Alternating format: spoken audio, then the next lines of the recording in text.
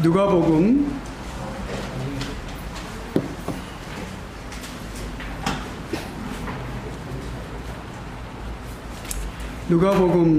9장 57절로 62절까지 말씀 함께 우리가 교독하시겠습니다. 다시 말씀드리겠습니다. 누가복음 9장 57절로 62절까지 말씀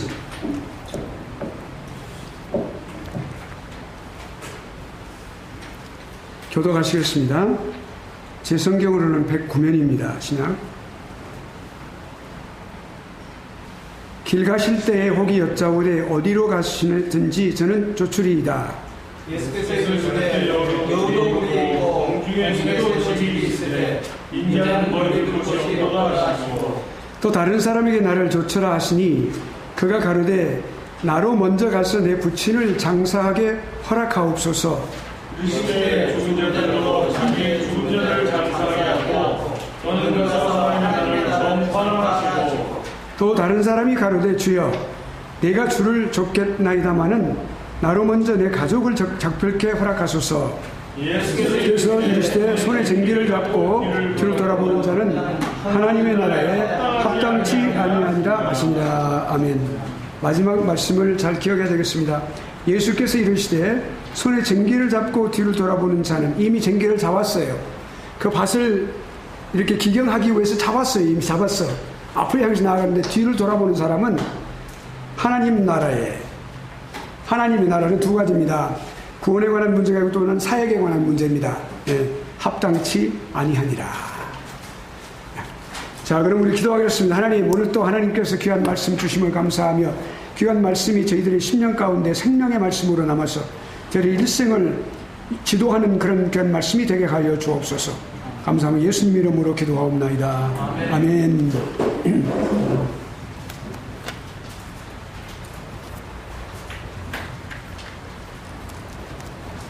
출석을 잠깐 체크하겠습니다.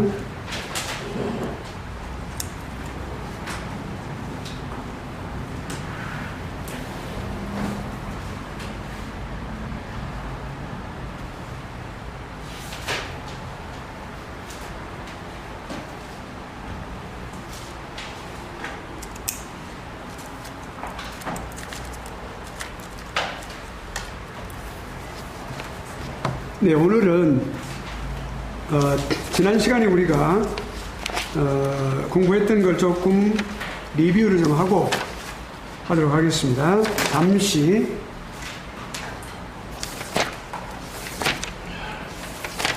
성경의 영감론에 관해서 우리가 이제 성경적인 영감에 관한 영감론은 우리가 영감교리라고 말하지만 일반적으로는 우리가 영감론이라고 말하는 게 좋고 또 성경적이 아닌 비성경적인 것을 말할 때는 영감설이라고 말하는 게 좋습니다. theory니까요. 그래서 이걸 구분해서 말하는 게 좋겠습니다. 우리가 조직신학은 항상 언어에 있어서 용어에 있어서 정확성을 기해야 된다 말씀을 드렸었죠. 자, 이게 그러면 여기 이제 성경이 하나님의 영적인 감동을 받았다고 하는 사실, 그것이 영감입니다.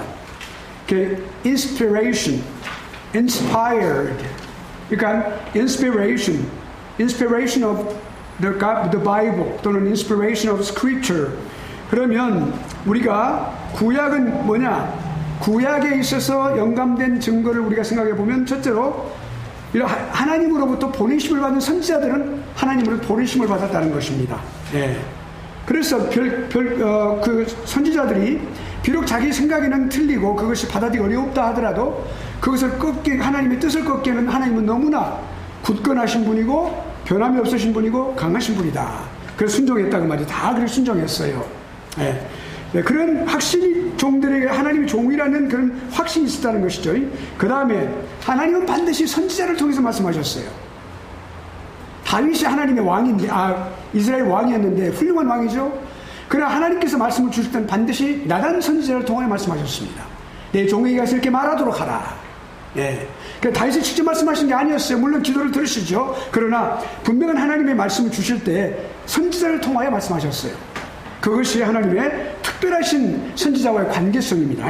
그러니까 그 말씀이 하나님께서 이 말씀에 대해서 영적으로 감동했다고 하는 사실 우리가 또한 그 증거가 되는 것이고, 선지자들의 어떤 분명한 의식이 있었어요. 이것은 내가 한 말이 아니다.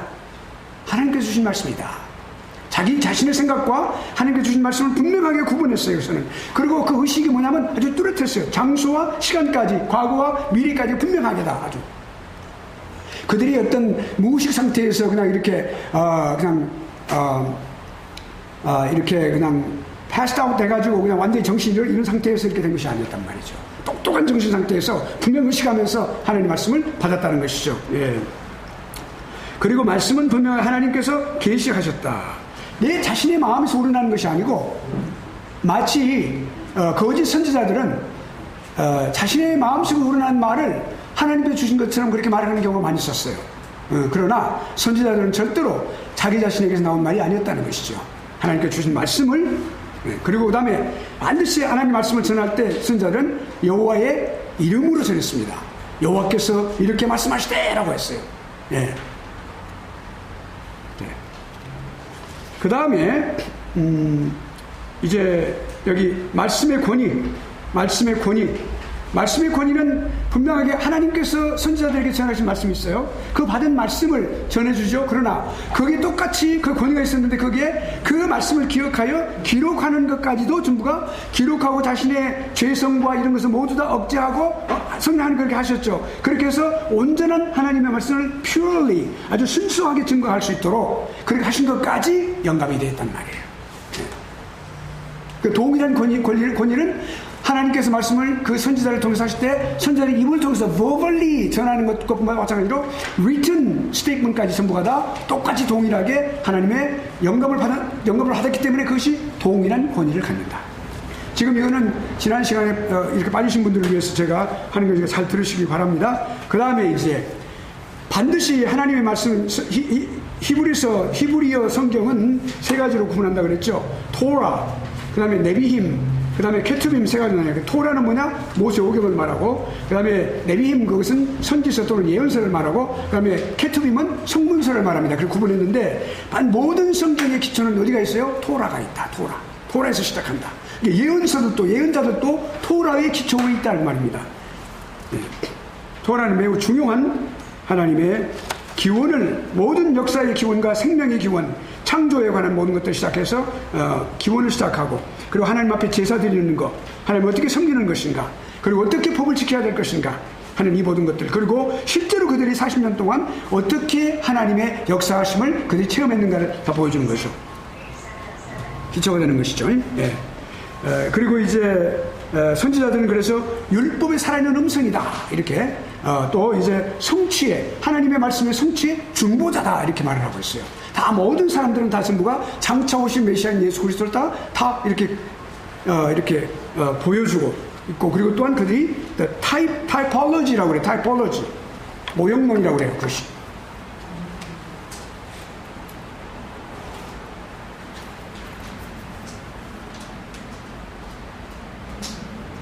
타이폴로지는 타입이라고, 타입.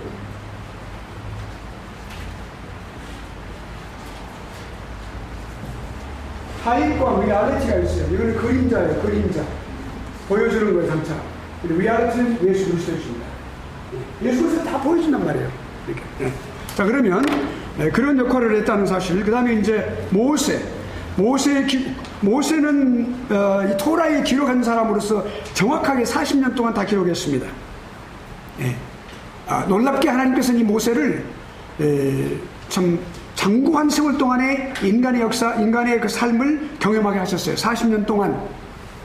그 40년 동안 왕자로서 아주 모든 인간의 가장 부귀와 영화를 다 누리고, 그리고 아주 이렇게 클래식한 그런 에듀케이셔널 그런 opportunity를 통해서 그렇게 아주 교육을 받게 하시고, 그 다음에 나머지 40년 동안은 완전히 사람들로부터 아이솔리트 되버템, 버림받다시피 아주 사람들하고 전혀 관계도 없이 거기서 아주 광야에서 그 양을 치는 목자로서 그렇게 일하게 두 가지를 다 경험하게 하셨어요.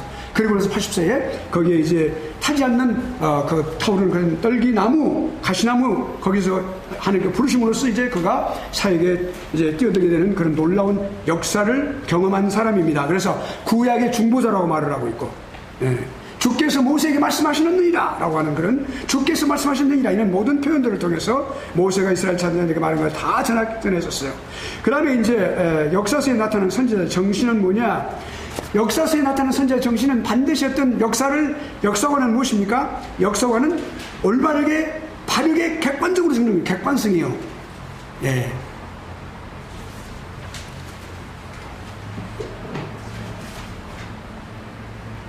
그러니까 이게 objectiveness라고 그래요. 객관성. 그런데 그 객관성이 결여되면 역사는 역사가 잘못된 거예요. 지금 한국에서는 역사관 때문에 지금 많이 지금 막 다투고 있죠. 그 바른 역사관을 찾아가는 과정이에요, 사실은요. 트랜지셔널 피리어드예요, 우리가 볼 때는요. 우리 입장에서 볼 때는 그 한국이 이렇게 어떻게든 찾아가는 방법이란 말이죠. 네. 그런데, 자, 확실한 것은 아니지, 뭐나. 그러나 그 가정은, 네. 우리가 바른 역사관인데, 그러나 이 선자들의 역사관은 뭐냐면, 그것에 머무르지 않았어요. 올바르게 모든 역사를 기록하는 것만 있는 것이 아니라, 거기서 또한 것이 하나님의 예언자적인 정신이 있었다.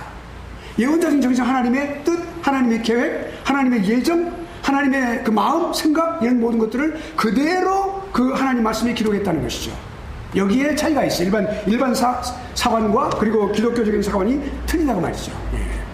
그렇게 그런 것을 갖고 있었고, 그 다음에 또 시가서에 나타난 하나님의 계시는 여러 가지 다른 형태들의 많은, 시가서는 무엇에 해당되죠? 성문서에 해당된다고 그랬죠. The Holy Writing. 예. 그러니까 그 Holy Writing에 해당된 그 성문서, 기록이라는 뜻인데요. 그 성문서, 거룩한 문서란 말이죠. 그러니까 거기에 기록된 모든 자유가 다 전도서, 욥기서, 아가서, 시편 이런 모든 것들이 다 전부가 다 각각 적용되는 것이 다 각 다르게 되어 있다는 것이죠. 예. 자, 그리고 이제 그 다음에 또 넘어가서 구약 성경에 확립된 권위는 이제 정경으로서 권위가 이루어졌는데, 그 정경으로서 받아들여질 때 모든 역사학자들이 다 전부 구약의 정경에 관한 것을 인식을 하고 그걸 인용을 했다는 사실입니다. 그러면 이제 신약으로 넘어와서 이제 그리스도와 사도들에 의해서 입증된 신적인 기원. 예. 예수 그리스도께서 여기 신약의 증거는 뭐냐면, 신약의 증거는 곧 구약에 대한 신약의 증거를 말합니다. 그 당시 예수님 계실 때, 사도들이 있을 때는 전부가 성경이 없었어요. 구약만 있어요, 구약만. 그렇죠? 그러니까 거기서 말하는 성경이라고 하는 것은 전부가 다 구약을 말하는, 구약을 말하는 것이죠. 예. 우리가 그걸 생각하고, 그러니까, 모든 다 내용을 우리가 볼 수가 있습니다. 그러니까 구약 성경은 비록 여러 많은 선지자들, 많은 그런 그러니까 기자들, 기록하는 사람들은 writer라는 뜻, 기자란 말은 신문 기자가 아니고, 그래서 그런 기자들이 많이 있었지만 성경은 통일성을 갖고 있다. 아주 일목요연하게 통일성을 갖고 있어요. 참 놀랍죠? 예, 놀라워요. 그러니 성경이 살아있는 하나님 말씀하는 것을 어찌 증거하지 않을 수가 있겠는가? 성경은 단일체예요. 어느 것 하나 떨어질 수가 없어요. 예, 다 하나예요. 신구약도 똑같이 하나예요. 결국엔. 예. 구약이 아주 옥토예요. 거기에 다 나무가 이렇게 구원의 나무가 다 세워졌어요. 그리고 거기서 꽃피고 열매를 맺은 것이 신약이란 말이에요. 그러니까 구약 없이는 신약이 존재할 수 없고, 신약 없이는 구약이 완전하지 못해요. 그 다음에 이제 예수 그리스도와 그리고 사도들이 다 구약의 내용을 다 거기다 수용을 했어요. 네, 모든 것들을 다. 그 다음에 구약은 교리 기초화돼요. 네. 하신 말씀을 이루려 함이니라고 그랬어요. 반드시 하신 말씀이 뭐예요? 구약에서 예언하신 약속의 말씀이 어디서 이루어져요? 신약에서 이루어졌거든요. 예수 그리스도의 이제 성육신을 통하여 이루어진 것이죠. 그 십자가를 통하여 또 완전히 완성된 것을 말합니다. 그 다음에 신약 성경에서는 구약을 많이 인용을 했습니다. 네. 그리고 이제 우리가 지금 이제 어디에 하고 있냐면, 지금 오늘 여기 이제 거기까지 우리가 공부했어요. 지금 오늘이 어디서 시작하냐면, 지금 공부를 할 때가 지금 어디냐면요, 여기 57페이지, 잠깐만요. 제 것도 페이지가 잘못됐네요. 17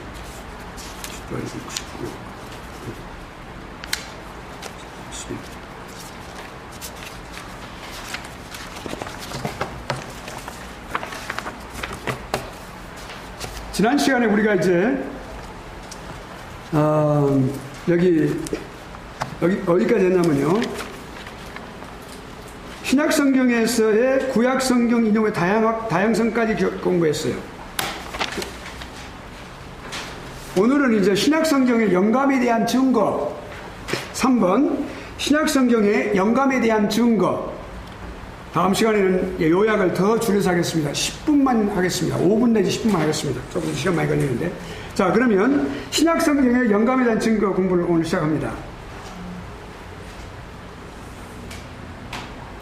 신약 성경에는 자체적으로 증거하는, 자증하는 것이 뭐냐면 바로 거기서 신약 성경의 영감에 대해서 스스로 증거하는 것을 우리가 볼 수가 있어요. 그 안에서 예수 그리스도가 하신 말씀드립니다. 전부가. 그리스도는 누구십니까? 그리스도께서 하시는 말씀, 증거는 참됩니다. 예수 그리스도 하나님이시기 때문에 그렇습니다. 오류가 없습니다. 그리고 divine, 신적입니다. 예수 그리스도 하신 말씀은. 네. 왜냐하면 예수 그리스도께서는 성부 하나님의 로고스였거든요. 로고스가 뭡니까? 말씀입니다. 네. 하나님이 이 세상을 창조하실 때 예수 그리스도를 통하여 창조하셨어요. 네, 로고였습니다. 그러니까 우리가 요한복음 한번 볼까요? 요한복음 1장 1절 한번 봅시다. 이거 꼭 우리가 반드시 알고 지나가야 될 성경 요절입니다. 예수 그리스도가 누구신가에 대해서 4절까지 한번 누가 천천히 또렷또렷하게 읽어보시겠어요? 태초에 말씀이 계시니라. 이 말씀이 하나님과 함께 계셨으니 이 말씀은 곧 하나님이시니라. 그가 태초에 하나님과 함께 계셨고 만물이 그로 말미암아 지은 바 되었으니 지은 것이 하나도 그가 없이는 된 것이 없느니라. 그 안에 생명이 있었으니 이 생명은 사람들의 빛이라. 아멘. 정확하게 1절부터 3절까지인데요. 엔알헤라고 하는 태초라고 하는 이 말이 매우 중요합니다. 네, 태초에 여기 이제 말씀에 계셨다 그랬어요. 여기 중요한 것이 말씀입니다. 주제가 지금. 그런데 그 말씀이 누구와 함께 계셨다고요? 하나님과 함께. 하나님은 아버지 하나님을 말합니다. 그 말씀으로 계신 그 말씀이 함께 계셨어요. 근데 그 말씀은 곧 하나님이시니라. 우리 아버지와 함께 있는, 함께란 말은 인티메이트 릴레이션십을 말해요. 뗄 수 없는 관계 속에 있는 삼위 하나님의 관계를 말합니다. 하나님, 성부 하나님과 성자 하나님의 관계를 말할 때 우리는 인티메이트 릴레이션십, 인티메시를 말해요. 아주 가까이, 절대로 그 사이에 아무것도 낄 수가 없어요. 예. 그거는 아주, 그러니까 성삼위 하나님, 그러니까 삼위일체 하나님, 성부 하나님, 성령 하나님, 성령 하나님은 절대 떼어질 수가 없는 분들이에요. 일체예요. 다만 사역에 의해서, 그 사역을 진행하시기 위해서 예수 그리스도께서 인간의 몸으로 오신 것이 이 땅에. 또 이 성령께서, 하나님께서 예수님의 영을, 하나님 영을 보내셔서 이 땅에 오셔서 성령 하나님께서 지금 우리 마음속에 다 계시죠. 편지하고 계시는데, 그러나 여 안에 계시지만은 편지하고 계시고 우주에 다 편지하고 계시는 거예요. 그러니까. 하나님. 그러니까 보세요. 여기 말씀이 하나님과 함께 계셨다. 예, 아버지와 함께 계신 말씀, 로고스예요. 그리고 이 말씀은 그 하나님이시죠? 그렇죠? 예. 그러니까 아무도 하나님이 될 수가 없어요. 하나님일 수가 없어요. 로고스 외에는. 그리고 그가 태초에 하나님과 함께 계셨고, 다시 강조하고 있어요. 태초에 세상을 지으실 때 만물이 그로 말미암아 지은 바 되었으니, 누구로 말미암아? 로고스로 말미암아. 말씀으로 말미암아. 예. 말씀으로 빛이 있으라 말씀하셨잖아요. 그 말씀이 이 세상을 창조하신 거예요. 그러니까 그 말씀으로 통해. 그러니까 지은 것이 하나도 그가 없이는 된 것이 없느니라. 말씀 없이는 된 것이 없어요. 하나님은 반드시 말씀으로. 이사야서 55장에 보면은 내 생각은 너희 생각과 다르다 그랬어요. 내 입으로 나가는 말은 절대로 내 뜻을 반드시 이루지 않고 돌아오는 법이 없다 그랬어요. 내 뜻을 이룬다 그랬어요. 예. Fulfill my wish, my will, 그렇게 말씀하신 거예요. 그러니까 내 뜻을 이루신다 그랬어요. 그러니까 안 이루어지는 것이 없어요. 하나님 말씀은. 수태고지를 할 때, 천사가 왔을 때 하나님의 말씀은 반드시 이루어진다고 말했어요. 그때 마리아가 거기에서 순종할 때. 예, 그렇게 떠나갔죠. 자, 그럼 봅시다. 그러니까 그로 말미암아 지은 바 되었으니 지은 하나 그 없이 된 것이 없느니라. 그 안에 생명이 있었으니 이 생명은 사람들의 빛이라. 곧 영생을 말하는데, 자 봅시다. 여기 지금 중요한 것이 뭐냐면 말씀이에요. 말씀. 로고스요. 성부 하나님 나타난 로고스요. 그러니까 놀랍죠? 하나님 아버지 하나님께서는 모든 것을 다 성자 하나님을 통해서 하셨어요. 창조도 그렇게 하셨죠. 이제 마지막 심판도 아들 하나님을 통해 그렇게 하십니다. 예수 그리스도를 통해 하십니다. 모든 심판을 다 아들에게 맡겨졌다 그랬어요. 예. 그러니까 심판해 주러 오시는 거야, 예수님은. 예. 오케이. 자, 그러면 참된 증인이 되시죠? 예와 아멘만 되는 거예요, 예수님은. 절대 아니오가 없어요. 노라는 게 없어요. 반드시 예와 아멘이에요. 아버지 앞에서 다 모든 것이 다 아멘이에요. 예수 그리스도 입에는 거짓이 없죠? 절대로. 우리의 대제사장이 되시고 믿음의 사도가 되시고 거룩하시고 죄가 없으시고 오류가 지식적으로 지성적으로 오류가 전혀 없으신 분이시죠. 거짓이나 속임도 없으세요. 사단은 속임을 다 속임의 대명사가 누구예요? 사단이지요. 예. 예수님은 거짓이나 속임이 전혀 없으셔요. 그러니까 예수 그리스도의 분량에까지 잘한다고 하는 말은 그 예수의 속성을 닮아가는 사람들이 돼야 된다는 말이에요. 예, 우리가. 특별히 주의 종들은 그래야 된다는 말이죠. 하나님은 그리스도를 통해서 말씀하시고 그리스도는 하나님에 의해서 보내심을 받았고 그러니까 보내심을 받았는데 무엇 때문에 보내심을 받았어요? 궁극적으로 이 땅에서 십자가 죽으심을 위해서 보내심을 받았어요. 다 한 가지 목적이에요. 주님은. 예. 그리고 거기서 오실 때 여기서 오실 사역이 두 가지로 했어요. 복음 전파와 그리고 교육 가르침. 복음 전파는 모든 사람들에게, 모든 사람들에게, 세상의 모든 사람들에게, 유대의 모든 사람들에게. 그리고 가르침은 반드시 누구에게만? 제자들에게만. 이거 중요한 겁니다, 이게. 그러니까 비유로 가르치셨어요. 비유로 가르치다 뭐냐면 그들은 들어도 듣지 못하게 하기 위해서 너희들은 허락되어 했지만 그들은 들어도 듣지 못하기 위해서 그 비유를 하나니라 그러셨어요. 선택받은 자들에게 하나님은 예수님은 그렇게 하시기 위해서 한 것이죠. 자, 그러면 그리스도는 말씀을 말씀하시고 하나님의 말씀을 말씀하시는 거예요. 내가 들은 것을 내가 말한다 말씀하셨습니다. 오류가 없죠. 주님의 그 사역이 그 역사하심은 하나님 역사하심과 동일한 것입니다. 오직 진리만을 증거하시는 거죠. 그러니까 여기 성경의 모든 그리스도의 행적과 말씀 다 전체가 다 복음서가 가장 대표적인 말씀들이죠. 복음서들이 다 전부가 다 하나도 빠짐없이 축자적으로 축어적으로 또는 축자적이란 말은 글자 하나하나 핵 하나에 이르기까지 나중에 이제 영감에 대해서 그 범위에 가서 공부해요. 우리가 영감은 어느 범위까지 미치는가 나중에 공부합니다. 그 이제 축자적으로 공부하는 그건 지나가겠어요. 자, 그러니까 그리스도의 증거는 참되고 하나님의 증거를 통해서 확정을 받는 것이죠. 예수 그리스도의 증거는 참되고 하나님의 증거를 받는 것이다.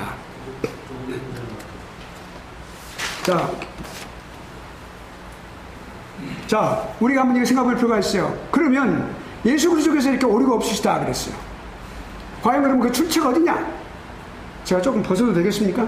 네. 이거 녹음하시는데? 아유, 괜찮습니다. 제가 오늘 날씨가 추울 것 같아서 좀 따뜻한 옷 입고 왔더니 참 덥네요. 괜찮아요. 그 정도 됐어요. 그래서 원래 또 더위를 못 참는 사람인데 제가 또 조금 이렇게 좀 열을 내잖아요. 그래서 그것도 그렇고 죄송합니다. 자, 여기 이제 보면은 예수님께서 그렇게 오류가 없으시다고 하는 사실, 죄가 없으시고 정확하고 하나님 말씀 전하시는데 오류가 없다고 하는 사실. 그럼 그 근원이 뭐냐? 왜 그러는가? 특별한 은사를 받아서 그러실까요? 여러분 어떻게 생각하세요? 하나님으로부터 어떤 특별한 은사를 받으셨을까요? 주님께서 비상한 어떤 놀라운 은사, 하나님으로부터 어떤 은혜의 놀라운 큰 선물을 받으셨을까요? 말씀해보세요. 대답해보세요. 맞아요?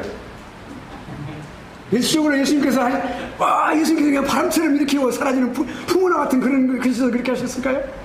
그래요? No, 그렇죠? 예, 맞아요. 절대로 그렇지 않아요. 주님은 은사가 필요 없으세요. 은사의 수혜자죠. 성령을 통해 은사를 수혜자시는 분인데, 은사의 근원이 되시는데, 예? 하나님의 특별한 은혜가 아니라 은혜의 수혜자가 되시는데, 그렇죠? 예수님 자신이 그러신 분이에요. 하나님이시니까. 그게 아니란 말이에요. 예. 일식으로 뭐 풍어나 같이 충분히 말씀. 우리가 예수 그리스도 그 심판에 주러 오셔서 이 세상이 완전히 새하늘과 새 땅으로 이루어지기까지 완전히 다 그때까지 계속되도록 영원토록 거의 영원토록 언제가 내일이면 영원이 아니겠죠. 아무튼 세상 끝까지 말이죠. 네, 그렇게 하시겠죠. 그것은 곧 예수 그리스도의 품성이에요. 본성이시고요. 네. 본성이 그러시기 때문에 그렇게 오류가 없으신 거예요. 그러니까 우리가 이제 성경이 지금 신약 성경하고 이제 구약은 이미 다 했어서 신약 성경이 오류가 없다는 사실이 여기서 증거가 되는 거죠. 이제. 네. 그 다음에 성령 하나님. 성령 하나님은 우리 예수님과 똑같이 진리를 증거하시는 영이세요. 그리스도 영이시니까. 네. 그러니까 예수님이 그러셨어요. 내가 가면 또 다른 보혜사를 내게 보내라 그러셨어요. 그러니까 예수님도 보혜사라고 오신 거예요, 사실. 우리를 하나님 앞에서 죄인인 우리를 증거해 주시고 보증해 주시는 거예요. 그리고 몸소 십자가에서 죽으심을 통해서 우리의 모든 죄악을 용서하시고 하나님의 모든 진노를 다 만족시키셨어요. 그리고 우리를 구원의 길을 열어주신 거죠. 구속의 길을 열어주신 거죠. 구속의 사역을 완성하셨잖아요. 그런데 그 구속 타자가 누구세요? 성령 하나님이세요. 성령 하나님이 오셔가지고 모든 사람들이 개인적으로 주관적으로 다 적용해서 구원받게 하시는 거죠. 예수님께서 객관적으로 십자가에서 이루신 그 숙제 사역을 완전히 이제 적용해서 하시는 분이 성령 하나님이셔. 진리의 영이 되신다고 말해요. 예수 그리스도 영이시니까 오류가 없으신 영이세요. 그러니까 성령의 영감을 받았으면 자연히 오류가 없는 것이죠. 예. 우리가 지금 이런 부분을 우리가 이제 생각할 때 이렇게 좀 생각해 볼 필요가 있다고 말이죠. 그러니까 성령님은 사도들을 이렇게 하나님께서 사도들은 누구에게 주셨어요? 아버지 하나님이 누구에게 주셨어요? 성자 하나님 예수님께 주셨단 말이에요. 예수님이 선택하셨어요. 근데 그 사람들이 나중에 예수님이 선택하시고 성령 오셨을 때 성령이 충만한 곳에서 다 성령 받았죠. 한 번도 이제 떠나진 않아요. 이제. 근데 그때부터 어떻게 해요? 성령 하나님의 지도를 받게 돼 있어요. 인도하심을 받는 거예요. 성령, 사도들은. 네. 동일하죠. 그러니까. 동일한 그런 오류가 없는 성령 하나님의 없으신 성령 하나님의 인도를 받으니까 그들이 한 모든 말로 기록한 모든 것도 오류가 없어야 당연하죠. 모든 진리 가운데 인도하신 진리의 영이 되시니까요. 그러니까 결국엔 어떤 것이냐면 이것이 우리가 그 목적을 생각해야 돼요. 목적이 뭐냐면 성령 하나님의 증거는 무엇을 목적으로 해요? 그리스도를 영화롭게 하기 위해서 그런 거예요. 나를 영화롭게 하기 위한 것이다. 주님께서 요한복음 16장 17장에서 그 기도를 통해서 말씀하셨어요. 주님을 영화롭게 하는 거예요. 그리스도를 영화롭게 하는 거예요. 그게 목적이에요. 우리가 칼빈의 말을 한번 들어봅시다. 하나님의 말씀과 성령 하나님의 불가문의 관계를 아주 칼빈이 분명하게 이렇게 말을 했어요. 그러니까 하나님의 말씀과 성령님은 불가문의 관계를 가진다는 제하에 그래서 뭐라고 했냐면요. 누가 한번 읽어보시겠어요? 교재 한번 읽어보세요. 같이 한번 들어봅시다. 성령님께서는 성경에서 보여주신 자신의 진리와 그렇게 결속하여 계신다. 따라서 말씀을 듣는 사람의 입장에서 볼 때 그 말씀이 당연히 존경과 위엄을 받을 때에만 비로소 성령님이 자신의 권능을 발휘하신다. 하나님께서 기록할 때와 같이 읽을 때 동일한 성령께서 권능으로 말씀을 나누어 주신 것은 그 말씀에 대한 효과적인 확증으로 자신의 일을 완성하시기 위함이었다. 성령님은 사도들 안에 거하셨고 사도들을 통하여 말씀하신 성령 이외에 다른 어떤 영도 아니며 또한 그들은 하나님의 영에 의해 끊임없이 말씀을 듣고 부르심을 받았기 때문이다. 네, 그러면 여기 보면은 제가 요약해 보면 첫째로 지금 요점이 뭐냐면 결속해 계신다는 거죠. 그러니까 주신 말씀을 딱 주시고 나서 초월해서 딱 이렇게 멀리 계시는 게 아니라 반드시 그 말씀과 늘 함께 계시는 거예요. 그 말씀이. 그래서 우리가 말씀을 읽을 때 성령 하나님께서 조명을 해주셨을 때 그 성경을 기록한 기자들과 똑같은 그런 하나님의 놀라운 목적이 이루어지는 거죠. 텔로스가 이루어지는 거예요. 텔로스를 이루시는 거예요. 그러니까 그 목적을 반드시 성령 하나님께서 여기서 말씀을 주신 그 목적이 있어요. 그 사도를 통해서 그 목적을 이루시기 위해서, 이루시기 위해서 반드시 권능의 말씀으로 함께하고 계시는 것이죠. 그것이 성령 하나님의 증거예요. 그러니까 사도들은 누구냐면 반드시 성령 하나님을 통해서 말씀을 받고, 그리고 그 말씀을 기록하고, 그리고 그 말씀을 늘 계속해서 듣도록, 그래 부르심을 받는 사람들이에요. 특별한 목적으로. 그러니까 성령의 증거는 뭐예요? 신적인 권위를 갖고 있어요. 오리가 없이. 이것을 말합니다. 성령 하나님. 왜냐하면 말씀을 부여하신 분이시기 때문에. 부여하고 부여했을 뿐만 아니라 그 말씀과 계속해서 결속하여 계시는 것이고, 그러니까. 그다음에 사도들. 자, 사도들을 택하신 예수님의 목적이 있어요. 가장 중요한 primary purpose가 뭐냐면, 여기 사도들을 부르실 때, 예수님께서 부르실 때, 예수님은 이제 말씀하신 말씀을 하나도 기록하지 않으셨어요. 구약에서도 하나님 자신이 기록한 것은 뭐냐면 십계명의 돌판만 일부러 그렇게 기록해 주셨어요. 돌판을 새겨 주셨죠. 불로 새겨 주셨어요. 그런데 기록해가지고, 우리 언어로 기록해가지고 이런 말씀을 전혀 하나도 남기지 않으셨다고 말이에요. 선지자를 통해서 말씀하시고 기록하도록 하시고, 우리 언어로 또 여기 사도들을 통하여 말씀을 듣고, 그리고 기록하였는데 예수님께서 승천하실 때까지 아무런 기록이 없었어요. 말씀드린 대로 AD 50년 이전까지는 아무것도 없었으니까, 예수님께서 AD 30년경에 승천하셨으니까 말이죠. 그렇다면 예수님은 분명하게 예수님 자신께서 당신께서 하신 말씀을 분명하게 이것을 다른 데로 섞이지도 않고, 잘 오해도 받지 않고, 그리고 다른 어떤 불순함과 같은 사상도 섞이지 않고 올바르게 그것이 기록되고, 그리고 또 기록될 뿐만 아니라 그것이 보관되고, 그리고 또한 다음 세대 또 오는 세대들에게 똑바르게 바르게 그것이 증거되어야 될 그런 필요성을 갖고 계신 거죠. 그 사도들에게 부여하신 바로 그 사명이 바로 그거예요.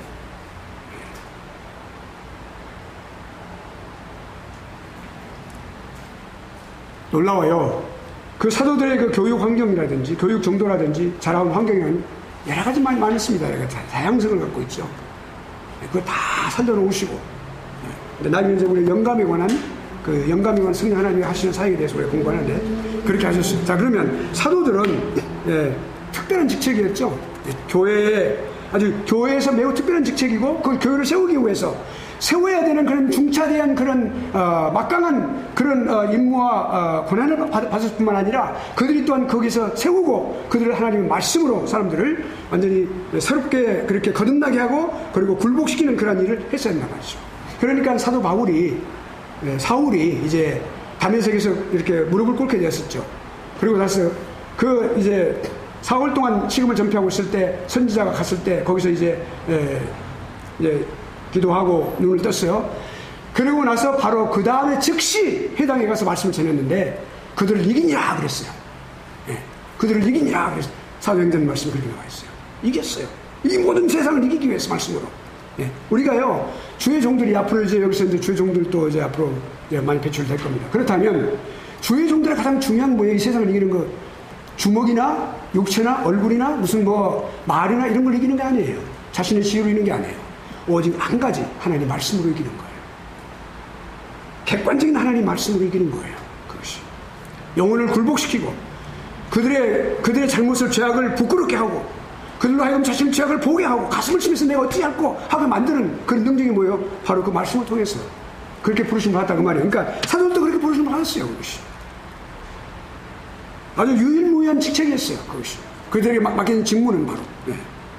그러니까 뭐예요? 이제 그리스도 자신에게서 선택되었고, 또 여러 가지 능력을 갖추기 위해서도 훈련을 받았죠. 그러니까 여기 사도들은 그리스도의 가르침과 사역에 대해서 아주 그냥 눈과 귀를 쫙 집중해갖고, 이목을 집중해가지고, 여러분들이 지금 이렇게 졸지도 않고 이렇게 강의를 들으신 거 마찬가지. 월요일, 화요일, 목요일 다 그렇게 들으시잖아요. 여기 알라의 특별한, 틴데일의 특별한 특징이 하나 있어요.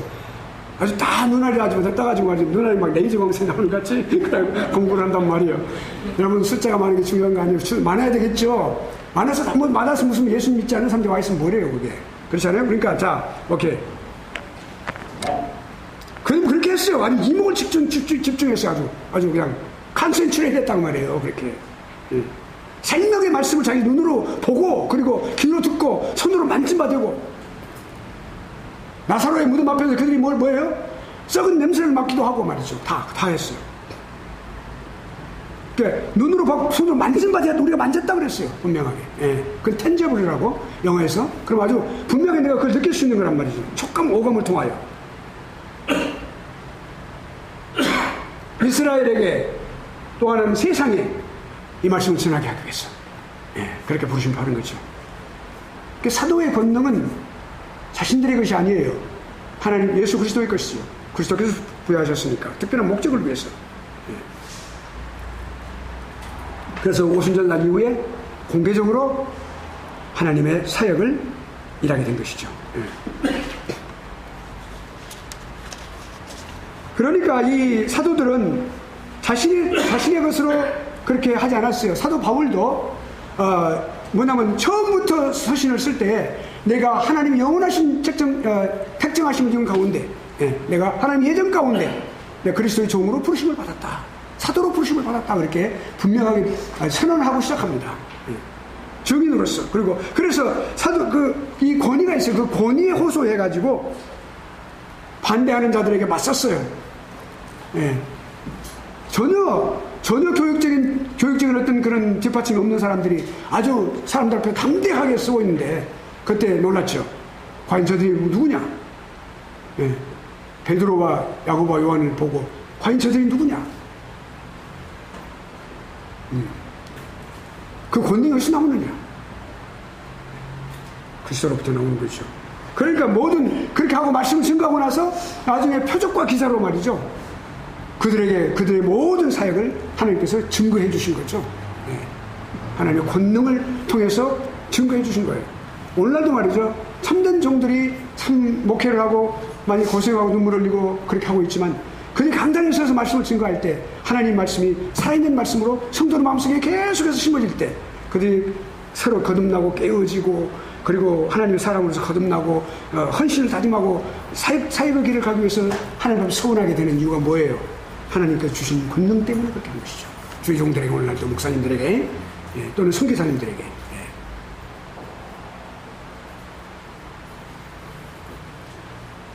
그러니까 사도들의 증거는 예수 그리스도를 본받아서 참되고 진실한 것이죠. 자, 그러면 그 다음에 사도 바울. 이제 사도 바울은 특별한 분이에요. 우리가 보면은. 그렇죠. 아주 바리새 중에 바리새였고요. 예. 스데반 집사님을 갖다가 죽일 때 그들이 돌로 쳐서 죽일 때 그 옷을 맡아했어야 돼요. 그 옷을 맡은 사람은 우통을 벗고 같은다고 그래서 맡아 있었어요. 맡고. 맡은 사람은 가장 수석이에요. 그러니까 그 사람이 딱 맡은 사람은 가장 아주 우리가 좀 표현이 좀 그렇습니다. 골수 분자라고 말할 수 있어요. 아주 핵심된 사람이 그렇게 했었어요. 근데 그 사람이 어디서부터요? 그 다메섹 도상에서 무너지는 그 순간적으로 예수 그리스도 부활하신 예수님을 뵙고 그 음성을 듣고 그 빛을 보고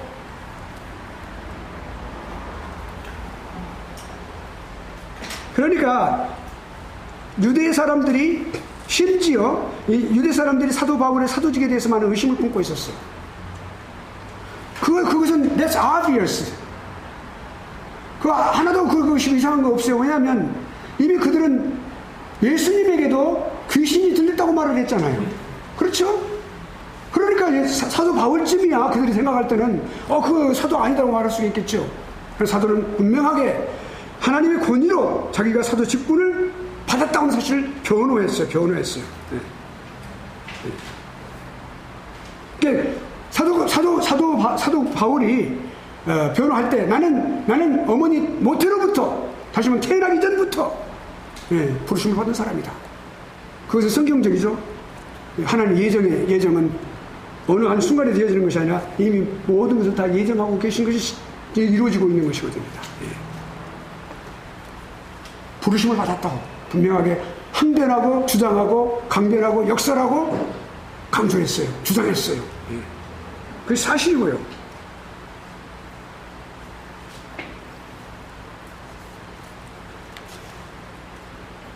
그러니까 사도 바울의 사도 직분은 이적, 표적, 어떤 그 받은 영적인 그런 복, blessing, the spiritual blessings, 이런 거에 대해서 확증을 받았죠, 다. 그러니까 우리가 세상을 살아갈 때 우리들이 참 그리스도의 제자고 하나님의 자녀라는 사실은 무엇으로 우리가 알 수가 있어요?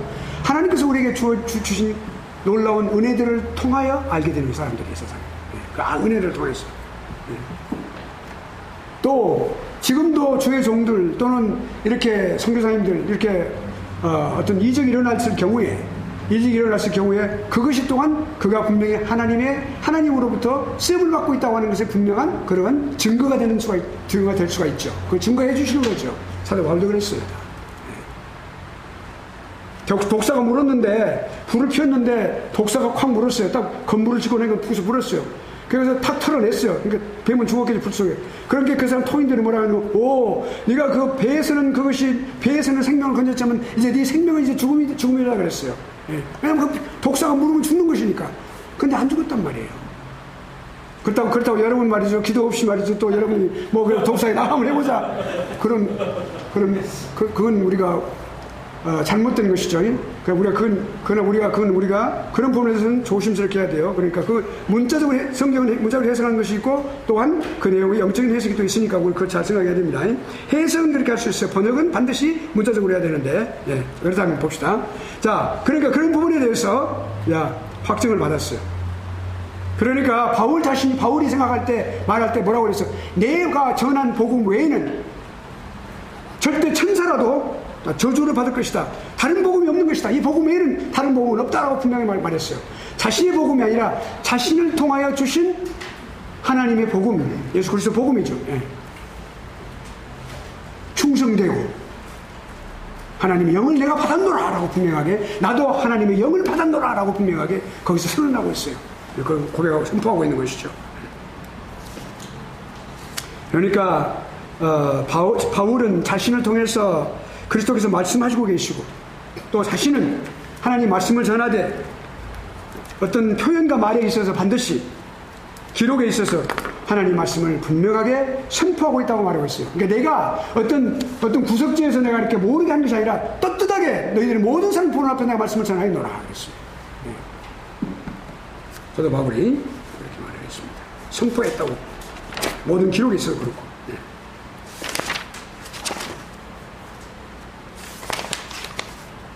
자, 그러면 이제 우리가 신약 성경 정경에 관해서, 정경은 카논이라고 그랬죠. 카논. 그 카논은 이제 더 이상 그 성경의 리스트를 말하는데, 목록을 말하는데 더 이상 다른 목록을 추가할 수도 없으며 그 목록으로부터 제할 수도 없는 최종적인 하나님의 말씀을 말합니다. 우리가 그 최종적인 말씀은 이제 AD 397년에 트렌트웨이에서, 나중에 저기 나와요. 저기 읽지 마세요. 트렌트 여기 카운슬에서 여기서 이제 서방교회가 모든 신구약 성경을 다 성경으로 다 통일을 하는 거예요. 그런데 동방교회가 어디예요? 터키 이스탄불 중심으로 한 동방교회 말이죠. 그 동방교회는 1세기 후에 그러니까 390년경에, 그러니까 약 1세기 후에서 그렇게 됐어요. 이것은 역사에서 우리가 생각해 봅니다. 근데 자, 봅시다. 정경에 관한 이제 그 과정을 한번 생각해 볼 필요가 있어요. 자, 그럼 여기 보면은 성경의 권위가 계속해서 증대가 됩니다. 서로 이제 성경들이, 신약 성경들이 공간복음서에 대해 전부 이렇게 같은 관점에서, 시납틱, 같은 관점에서 보아진 것들이 많이 보여지게 되고요. 또 그런 연관성을 보여줬어요. 또 전체적으로 또 부분적으로 다 서로 알려져 있고, 또 이렇게 서신서가 또 이렇게 서신서끼리 또 이렇게 알려져 있고, 여러 가지 많은 것들을 보여주고 있어요. 이렇게.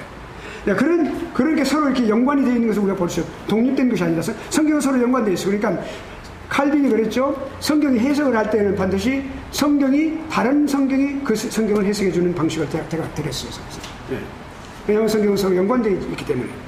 Correlation between those two books. 또 among those books 그렇게 말하는 게 이렇게 좋은 책들이. 그러니까 자 봅시다. 그러면 여기 이제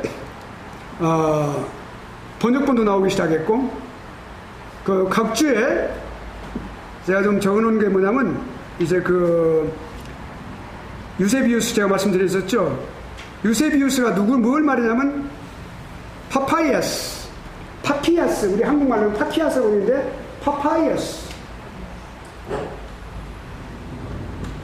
파파이어스는 무슨 글을 썼냐면 그리스도의 주의 교훈의 번역이라는 것을 약 5권의 책을 썼어요. 그러니까 지금은 편집만 남아서 다 타져버리고. 그래서 유세비우스가 제가 좀 그거를 좀 제가 저기를 해갖고 건데 제가 좀 카피를 해갖고 건데 좀 늦었네요. 그 유세비우스가 그걸 그렇게 언급을 한 것이 있어요. 언급을 했어요. 그래서 그런 부분에 대해서 그 파피아스 PAPIS. 그래서 그걸 뭘 말하면 이제 그 언급을 했어요. 그 유세비우스가 역사학자라고 그랬죠. 근데 그 훌륭한 역사인데 그 유세비우스가 그렇게 했는데 그때 이미 벌써 2세기면 약 AD 100년 이후에 그러니까 사도들이 세상을 떠난 이후에 속사도의 시대를 말합니다. 그러니까 그때 이후에 이제 넘어가면 3세기, 4세기부터는 어디면 교부 시대로 넘어가죠. 그런데 거기 이제 이미 사용됐다는 사실 그게 그러니까 우리가 번역본이 벌써 2세기부터 나오기 시작했다는 사실 보면 놀라운 일이죠. 예, 2세기부터. 그리고 이제 또 교리적으로 다 사용을 하고 있었고요. 그리고 이제 또 이레니우스 같은 또 터툴리아누스, 예, 이런 분들 또 그다음에 이제 또 무라토리 단편이라고 해서 무라토리 정경이라고 말하는데 그것이 단편들이 이렇게 남아 있어요. 이렇게 다 전부가 신약 성경을 2세기 후반에 성경으로서 권위를 가졌다고 하는 사실을 거기서 입증해주고 있는 것이죠. 예, 그래서 그렇게 이제 보고 있고요. 그리고 그것이 이제 성경 형성사의 관점에서 지금 여기 헬만 바비가 조금 다루고 있는 것이에요. 그래 그렇게 돼 있고요. 그 다음에 이제 그리고 또 이제 이런 성경 가운데서 다 전부 22권은 다 전부 아무런 그런 그 논쟁이 없이 그냥 다 쉽게 받아들였는데 야고보서, 유다서, 또 요한 2, 3서, 또 이런 베드로 2서 같은 이런 경우에 이런 책들이 이렇게 베드로후서죠. 2서가 아니라 베드로후서요. 그런 책들이 논쟁이 좀 있었어요. 많이. 제일 많은 게 야고보서였고요. 근데 그 논쟁이 점점 줄어들었어요. 자연히 줄어들었어요. 누가 강압적으로 한 것도 아니고. 그래서 3세기 들어서는 다 완전히 거의 다 없어졌습니다. 다 인정하고 그렇게 그 다음에 그렇게 해서 이제 360년 이후에부터 여기 지금 말씀드린 대로 라오디게아 공회에서 366년에 또 그 다음에 히포가 393년이네. 그 후로 약 4년 후에 마지막 카르타고요.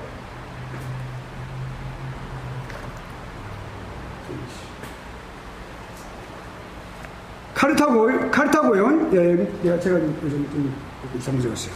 그 다음에 여기서, 마지막에 397년에 그 5권 책들이 다 한꺼번에 다 전부 거기에 다 포함되게 됐었어요.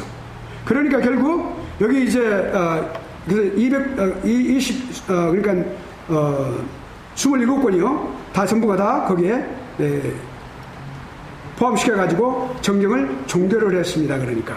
예. 그러니까 신구약 정경이 완성된 것이 언제냐 그러면 397년입니다. 예. 그것은 서방교회를 말하는 것이죠. 예. 서방교회를 기준으로 해서 그리고 동방교회는 약 1세기 후에 가서 거기에 이제 그렇게 했었습니다. 그것은 정치적인 어떤 그런 의미도 있었을 것입니다. 거기 이제 그 동방교회가 또 이제 네 군데로 나눠지면서 이렇게 나라들이 이렇게 네 군데로 나눠지는 그런 어떤 분쟁, 영토 분쟁이 문제가 생기면서 여러 가지 그런 것들이 많이 있었어요. 그래서 그런 부분들이 이제 그런데 자 우리가 이제 생각해보세요. 이렇게 정경이 되어져 있는 과정 속에서 우리가 알 수 있는 중요한 거 이게 바로 이겁니다. 이제 정경과 관련된 우리의 그 확신을 무엇이어야 되느냐? 어떤 이렇게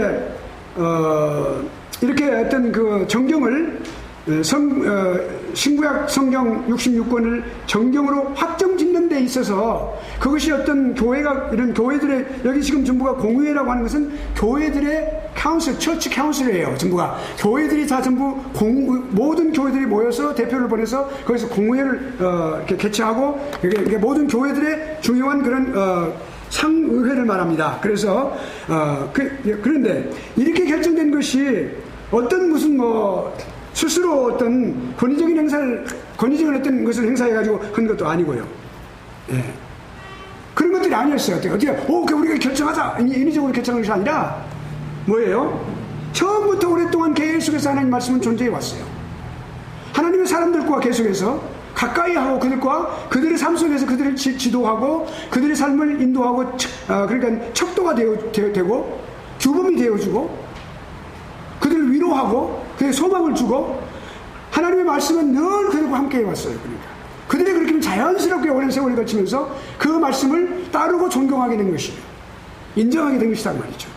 그러니까 자연스럽게 그것이 결국엔 교회들에 의해서 그리고 교회에서 낭독되어지고 그리고 하나님의 사람들 역사가라든지 또는 속사도라든지 또는 교부들을 통해서 전부 전체적으로 계속해서 다 받아들여지고 다 이렇게 다 전부 다 받아들이게 됐어요. 예. 정경이라는 단어는 아다나시우스가 그 말을 처음 사용을 했어요. 예, 카노이란 말. 근데 자 그런 걸 통해서 그렇게 하면서 자연적으로 인정된 그런 권위를 갖게 됐다고 말이에요. 이렇게. 예.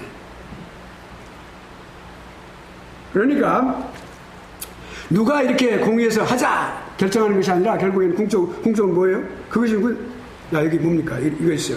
예. 인간이 그것을 분명하게 받아들이도록 그리고 수납할 수 있도록 자연스럽게 분업할 수 있도록 오랜 생활에 걸쳐서 하나님께서 역사하신 것을 우리가 말할 수 있어요. 점진적으로 만들어지게끔 해서 그걸 받아들이고 하는 하나님의 역사라고 하는 것이죠. 그러니까 하나님에 의해서 이루어진 점진적인 역사, 그것이 정경의 결정이 주는 우리의 교훈이에요.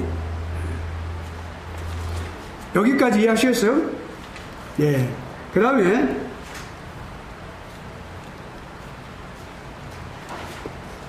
신구약 정경의 원리. 여기 지금 보면은요, 헬먼 바빙크는 이 정경의 원리에 대해서 참 아주 독특한 그런 아주 냉철한 지혜를 통해서 이것을 냉철하게 보고 있어요. 그게 뭐냐면요,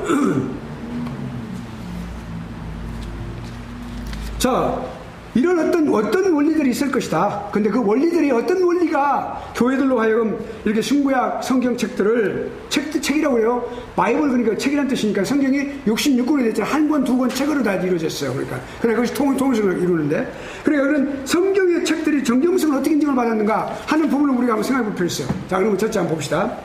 사도적인 기원이라고 말할 수 있는데 반드시 그런 것만은 아니다 그 말이에요. 사도적인 기원, 사도 아닌 사람들 성경을 기록했거든요. 신약 같은 경우에 말이죠. 누가 같은 경우도 사도가 아니에요. 의사였어요.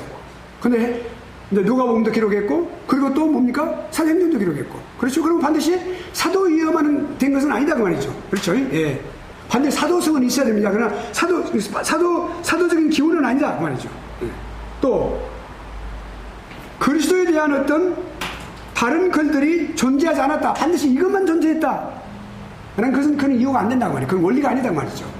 왜냐하면 누가복음의 1장 1절과 2절의 말씀은 거기서 뭐라고 나와 있어요? 다른 많은 글들도 있어. 다른 사람들이 많은 것을 썼다 그래 말이죠. 누가 한번 찾아보죠. 누가 한번 보죠. 누가복음 1장 사도가 그것을 고백하고 있어요.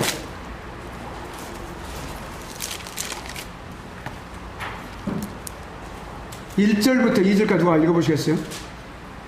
우리 중에 이루어진 사실에 대하여 처음부터 목격자와 말씀이 일꾼된 자들이 전하여준 그대로 내력을 저술하려고 붓을 든 사람이 많은지라. 아멘. 여기서 지금 하고 있는 말씀이 뭐냐면 많은 사람들이 글을 쓰고 기록했어요. 그렇죠? 그러니까 많은 글들이 존재했단 말이죠. 네. 그것이, 그러므로 그게 사실, 그런 사실에도 근거가 되지 않는다. 될 수 없단 말이죠. 그 다음 또 세 번째로. 어떤 분량을 보면은 우리가, 뭐 소선지서, 구약 같은 경우는 소선지서는 아주 1장, 2장으로 된 것도 있어요. 그러면 예를 들어서 우리가 뭐, 이사야 같은 경우는 60장이 넘어요. 이런 것도 뭐라고 말하는 거지? 우리가 심층하게 들어가서 보면은 요한 2서, 3서 같은 경우는 아주 작아요. 한 장밖에 없는 경우도 있어요. 유다서 같은 경우에. 예? 그러면 예를 들어서 마태복음 같은 경우에 28장까지 있어요. 그런 경우에 보면 크고 작은 거, 반 작은 것도 있다고 말이에요. 그러니까 반드시 크기만 해서는 아니다. 큰 것만이 아니다. 작은 것도 들어있단 말이죠. 예.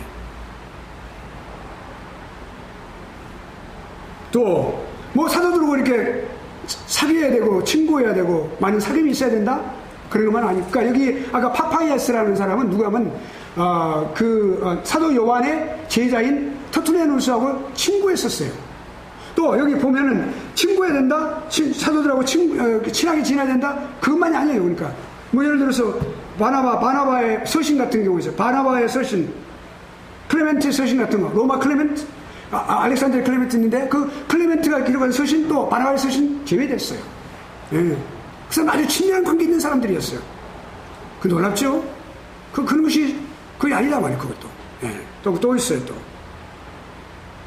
반드시 그것은 독창성이 있어야 된다. 유니크니스. 오직 그거 하나만 가지고 그렇게 그것이 갖고 있는 아주 독특한, 예. exclusively 다른 건 발견하고 그냥 그것만 있는 그런 독창성 있어야 된다. 그것도 아니에요. 마태복음, 마가복음, 누가복음 다 서로 의존하고 있고 서로의 내용이 똑같은 거 들어있는 경우도 있어요. 마태복음, 마가복음하고 누가복음 같은 경우에. 그러니까 이런 경우에 말이죠. 우리가 또 서로 에베소, 골로새, 유다서, 베드로서 다 전부가 다 이렇게 공유하고 있고 서로 알고 있어요. 그 안에서 말하고 있는 거예요. 사도 바울이 베드로에 관해서 이야기하고 있어요. 서로 이렇게 연관을 짓고 있다는 사실에서 이렇게 의존하고 있고요. 그러니까 성경은 서로가 서로를 풀어주는 것은 서로 의존하고 있어요. 성경들이 서로 이렇게 다 아주 의존되어 있어요. 이렇게. 그럼 뭐예요? 이것도 아니면. 그렇다면 과연 이 정령에 관한 중요한 원리는 뭐냐? 한마디로 말하면 이거죠. 어떤 사람들이 이렇게 동의하자 하는 그런 어떤 의식적인 어떤 동의를 갖고 있는 것이 아니라 자연스럽게 일어났다. 네. 자연스럽게, 자동적으로. 네.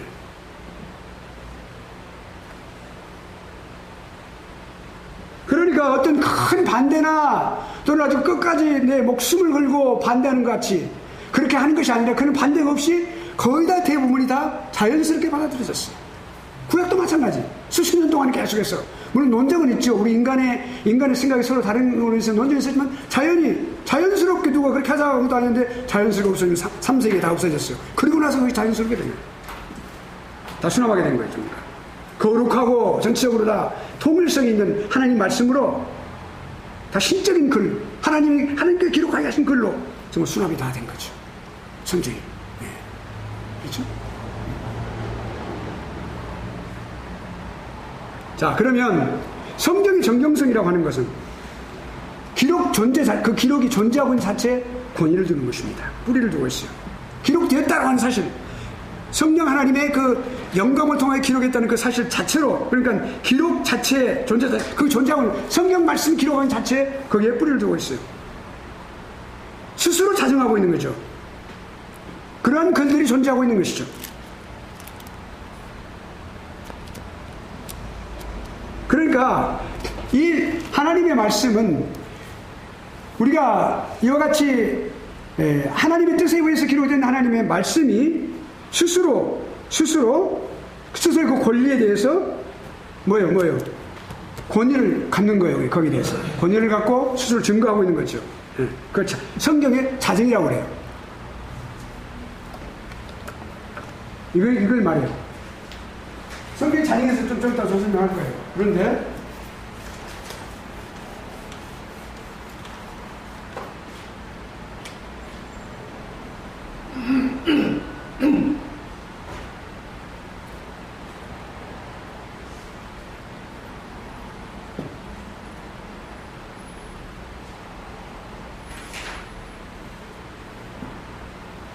the authentication of scripture 말은 매우 중요한 말입니다. 이것은 뭐냐면 성경이 스스로 성경의 자증이란 말이에요. 자증. 스스로 인증하는 거예요. 인증. 스스로 그 권위를 인증하는 거예요. 성경은요. 성경은 스스로 인증해. 자기 스스로 그 권위를 인정하는 거예요. 왜냐하면 읽는 사람으로 하여금 그냥 사람이 완전히 새로운 사람이 완전히 되어버리는 거예요. 수없이 많은 사람들이 다 무너졌으니 하나님 말씀 무릎 꿇게 됐어요. 성경의 자증이에요. 성경은 스스로를 존경하는 거예요. 그 권위를. 그러니까 글들을 기록하게 하시고 교회에서 승인 받도록 하신 분이 누구예요? 주님의 영이시기 때문에. 주님의 영, 성령 하나님. 그러니까 성경이 스스로를 하나님의 말씀으로 여기고 스스로에 대해서 그렇게 공개적으로 표현한다 말이에요. 표현하는 거예요. 스스로 그렇게 나타내고 있어요. 성경이. 예? 예. 스스로. 여기까지 이해하시겠어요? 넘어갑니다. 역사에 나타난 영감 교리. 그러면 이제 우리가 이거 영감성에 대해서 영감의 좀 이따 이제 영감의 본질에 대해서 또 공부를 더 깊이 합니다. 이제 점점 더 깊이 공부하는데 일단 여기서 역사적으로 우리가 영감 교리에 대해서 또는 영감론에 대해서 우리가 이것을 생각해 보도록 하죠.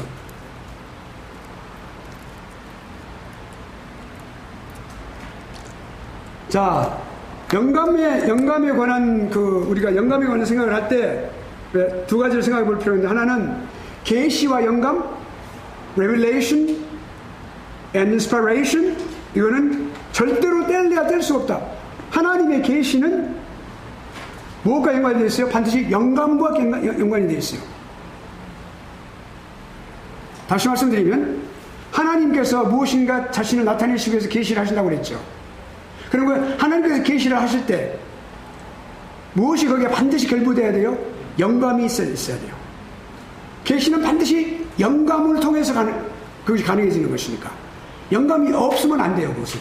네. 그러니까 우리가 종교의 가장 중요한 원리 가운데서 뭐예요? 계시가 있어야 된다고 그랬죠, 계시. 네? 계시가 종교가 되게 하는, 종교가 세워지게 하는 가장 중요한 파운데이션이 된다고 그랬죠, 계시가. 그 계시는 뭐예요? 계시는 어떻게 전달돼야 돼요? 단지 영감을 통하여 전달되는 거예요. 그 영감이 필수적인 거예요. 그러니까 영감과 계시는 절대로 뗄 수 없어요. The closest possible relation이란 말이에요. 그러니까 가장 가깝지 뗄 수가 없어. 네. 그게 아주 필수적이에요.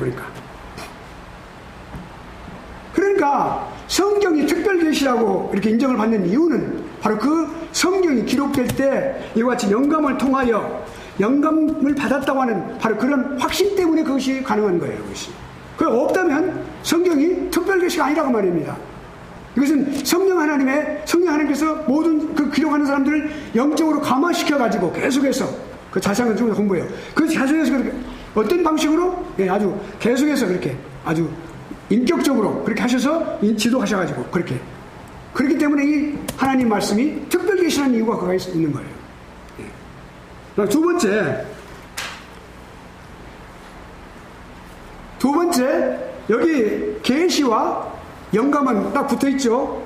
절대로 뗄 수 없어요. 계시가 있다 그러면 특별 계시가 있다 그러면 반드시 거기에 뭐가 있어요? 영감이 있다는 게 분명히 있어야 된단 말이에요. 그런데 그거 외에도 서로의 목적과 그런 수단 방법이 또 틀려요. 이렇게.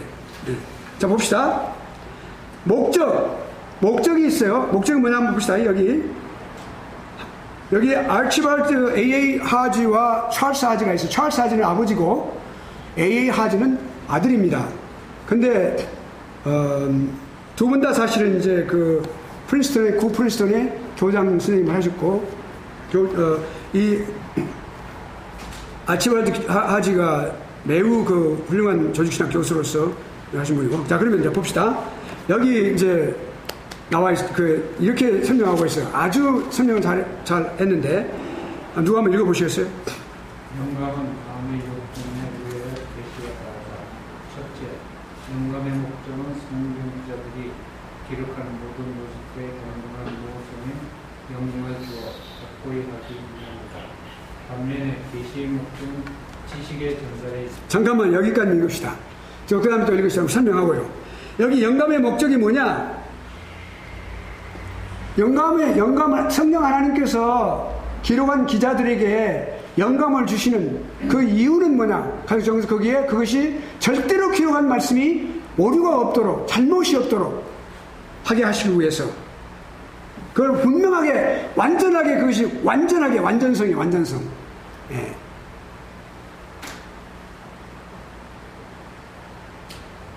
절대로 잘못이 없도록 하기 위해서, 오류가 없도록 하기 위해서 그렇게 하시는 그게 목적이에요. 그 다음에 계시를 주시는 목적은 지식이라는 것은 뭐냐면 하나님에 대한 지식입니다. 하나님 지식. 하나님 자신에 대해서 자신을 나타내시는 걸 말할 때 계시라고 하는데, 그 계시를 하시는 목적은 지식의 전달이에요. 전달하시는 거예요. 그러니까 지식을 통해, 그 계시를 통해 전달해 주신 거죠. 그러니까 전달할 때 영감이 있어야 하는 그 영감의 목적은 올바르고 반드시 틀림이 없도록 하시기 위해서. 이해하시겠죠? 네, 그 다음에 읽으세요. 둘째. 이라고 생긴 것이 둘째라고 바꿔주시죠. 계시는 성경제만의 객관적이며 초자연적으로 전달되었다. 하나님께서 전달하시는 지식을 기자가 소유하지 못하거나 자연적인 방법으로서는 소유할 수 없을 때 초자연적으로 환상 또는 언어를 통해 주어졌다. 여기까지 잠깐만요. 이제 계시에 대해서 말씀하는 거예요. 계시에 대해서 그러니까 뭐냐면 반드시 계시는 초자연적으로 되었다.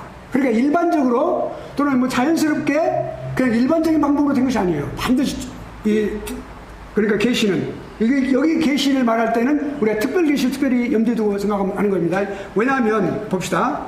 하나님께서 지식을 반드시 전달하시기를 원하세요. 예, 하나님께서 전달하시기를 원하시는데 그 기자가 말이죠, 잘 이해를 못해요. 우리가 예를 들어서 사도 바울이라면 충분히 다 이해를 했겠죠. 또는 어떤 반드시 그 지식적인만이 아니라 그 사람 영적인 면에서 부족하고 여러 가지 또 죄성으로 인해 그럴 수도 있고요. 여러 가지 안 된다 그러면 그럴 때는 반드시 하나님께서 그것이 감당을 못한다, 쉽게 말해서 그걸 받지 못한다 그럴 때 하나님께서 어떻게 하세요? 초자연적인 방법을 통해서만 하셔야 된다 말입니다. 반드시. 그러니까 처음부터 끝까지 모든 것은 다 초자연적인 방식으로, 그걸 아주 모든 것을 다 초자연적인 방식으로 하나님께서, 예. 그것이 아주 중요한 계시가 그 초자연적으로 주실 때 옛날에 환상으로, 지금 환상이라는 건 없어요. 사실은 이제 기록된 말씀이 있으니까 우리 환상을 우리 말하지 않아요. 그 당시 선지자나 또는 여기 사도들이 있을 때, 또 우리가 사도 예를 들어 보면 베드로가 옥상에서 있을 때 환상 중에 어떤 환상을 했어요? 보자기가 탁 내려와요. 내기에 동물들이 있죠. 그것은 환상이 무슨 환상이에요? 그것은 그런 너희가 생각할 때 그렇게 이렇게 더럽다고 생각하는 것이 결국 내가 다 깨끗하기 때문에 그건 그렇게 먹어야 된다. 그것은 나중에 베드로가 깨달았어요. 고넬료 집에 갔을 때 깨달았어요. 아, 그것이 바로 이방 민족을 말하는 것이구나. 그걸 그 사람들이 그렇게 차별하지 마라. 내가 그걸 또 불렀다라고 하는 사실. 그래서 거기서 이제 안수하게 됐는데, 그거 환상이에요. 그런 환상들. 그러니까 기록된 말씀이 다 기록된 후에는 환상으로 하시는 게 아니에요. 이 말씀으로 말씀하시는 거죠. 우리가 예를 들어서 이거 분명할 것이 있어요. 꿈을 이야기를 많이 하죠. 물론 꿈이 절대로 기억에 사라지지 않는 꿈들이 있어요. 많이. 저 인생 가운데 그러고 다 누구나 그러시죠. 그러나 그 꿈에 전적으로 우리는 의존하지 않습니다. 왜?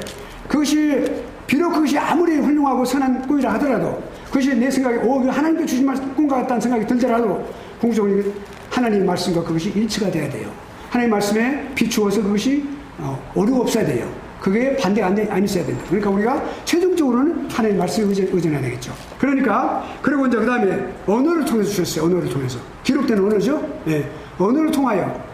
네. 그러니까 히브리어를 통해서 또 이제 코인 헬라어를 통해서 이렇게 주신다는 말이죠. 네. 그런 것들을 통해서 우리가 주었죠. 그 다음에 또 읽으세요. 그 다음에 영감은 주관적으로 성령 기자에게 흘러갔으며 하나님께서 의도하신 대로 기자가 오류를 범하지 않고 수행하도록 그의 기능을 지도하시는 신적 강화력이다. 예. 그러면 여기 이제 계시는 그렇게 해서 그러니까 계시를 이렇게 전달될 때 반드시 어떤 방법? 초자연적인 방법으로 그랬죠. 영감에 대해서 영감을 그러니까 반드시 이렇게 주관적으로 이렇게 딱 흘러가요. 이렇게 그 사람에게 이렇게 흘러갈 때 하나님께서 말씀하시고자 하는 것, 의도하시고자 하는 것, 텔로스라고 하죠. 텔로스. 그 목적, 하나님의 목적. 예. 그것이 반드시 이루어져야 된다고 말이에요. 이루어져야 된다고 말이에요. 그 이루어져야 하기 위해서, 그 기록이 오르발게 하기 위해서 오류를 범하지 말아야 되겠죠. 한자라도, 한 글자라도 잘못되면 안 되겠나 말이죠. 문법적으로 잘못되버리면 다른 뜻이 돼버리니까. 그렇죠? 예. 예. 그렇게 하기 위해서 그 사람의 기능, 기자의 기능, 모든 기능을 지도하시는 거예요. 성령 하나님의 감화력이에요. 감동하시는 능력이란 말이죠. 예. 예. 성령은 성령의 감동하심을 받은 사람들이 받아서 기록한 것이냐 그러잖아요. 그렇죠? 그러니까 그 능력을 말하는 것이죠. 예. 여기가 이런 차이점이 있으니까 목적과 전달되는 방식 이렇게. 예. 그래서 이제 우리가 이것을 알고 그다음에 이제 종교개혁 시대와 이전과 그 이후의 시대를 두 가지로 나눌 수 있어요. 종교개혁 시대를 우리가 이전 시대를 종교개혁 분기점으로 해가지고 그 이전 시대와 그 이후를 본다면 딱 한마디로 말하면 그 이전 시대는 초대교회 때부터 가져왔던 영감에 관한 교리에, 영감에 관한 그 논리에 대해서, 그 원리에 대해서 거의 똑같은 그런 생각으로 변함없이 지켜왔어요. 영감에 관한 것은. 예. 예. 그것이 한마디가 그렇게 되어 있어요. 예. 똑같이. 예. 영감관이라고 그러니까 the view of inspiration, 그러니까 영감에 관한 관점.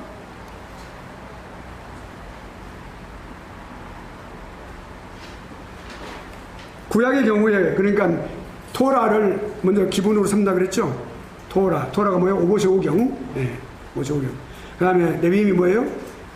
예언서 또는 선지서. 예, 선지서.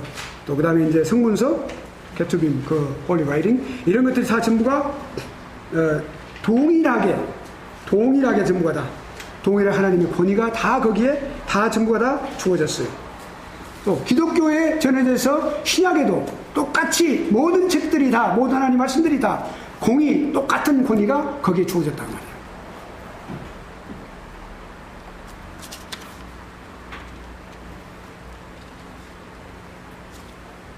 그 다음에 종교개혁 이후가 문제입니다. 종교개혁 이후로부터 모든 것들이 다 많이 이같이 참 훌륭한 그런 성경적이고 또 하나님 주권 중심의 신학을 중심으로 하는 신학자들이 존재해 왔어요. 쫙 존재해 왔어요. 지금까지. 정말 그것은 감사하고 너무 놀라운 일이에요.